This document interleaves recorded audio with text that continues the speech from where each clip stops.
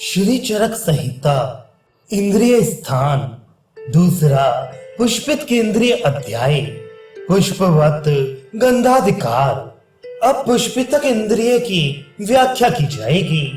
जैसा कि भगवान आत्रेय ने कहा था, पुष्प और अरिष्ट में साम्य।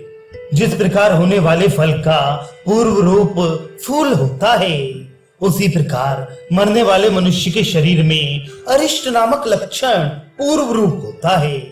किंतु ऐसे भी बहुत से फूल होते हैं जिनके बाद फल भी नहीं लगता, जैसे चमेली, तथा ऐसे बहुत से फल भी होते हैं जिनके पूर्व फूल नहीं आते, जैसे गुलर।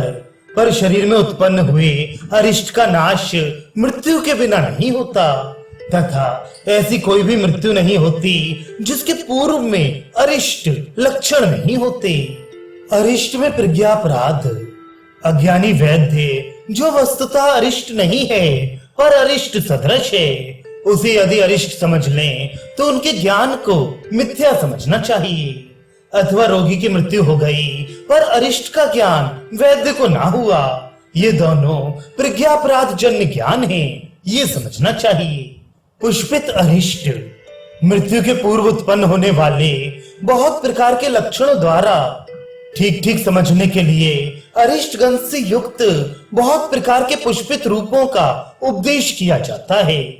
एक वर्ष में मृत्यु सूचक गंध, नाना प्रकार के वृक्ष और लताओं से युक्त फूले हुए पुष्प वाटिका की तरह जिस पुरुष के शरीर से रात दिन नाना प्रकार के पुष्प गंध के समान गंध निकलता रहता है, और विद्वान पुरुष उस गंध युक्त पुरुष को मृत्यु के लक्षणों से युक्त होने के कारण पुष्पित कहते हैं।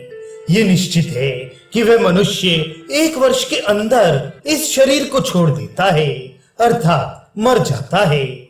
इसी प्रकार जिस पुरुष के शरीर से एक एक फूल के समान भी सुगंध या दुर्गंध निकलता है, वह पुरुष भी पुष्पित कहा जाता है।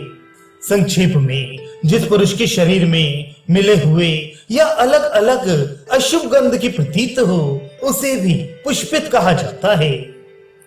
जिस मनुष्य के शरीर पर गंध द्रव्यों का लेप लिया जाए या ना किया जाए, पर शुभ तथा अशुभ गंधों की प्रतीति विपरीत रूप से बिना कारण ज्ञात हो, उसे भी पुष्पित कहा जाता है।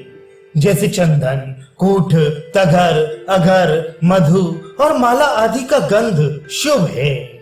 मूत्र, पुरीश, मरे हुए गाय बैल आदि पशु की गंध, मरे हुए मनुष्य की गंध अशुभ है। इन गंधों के अतिरिक्त और दूसरे जो नानाविध योनियों से उत्पन्न शुभ या अशुभ गंध हैं, उन्हें भी इसी प्रकार अनुमान से विकृति को प्राप्त हुई समझे।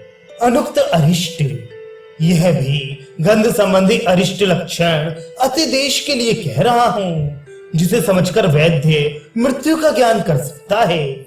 जिस मनुष्य के शरीर से बिना कारण स्थायी शुभ या अशुभ गंध निकलती है, वह मनुष्य उस पूर्ण वर्ष तक जीवित नहीं रहता। यहाँ तक गंध के आश्रित अरिष्ट लक्षणों का वर्णन किया गया है।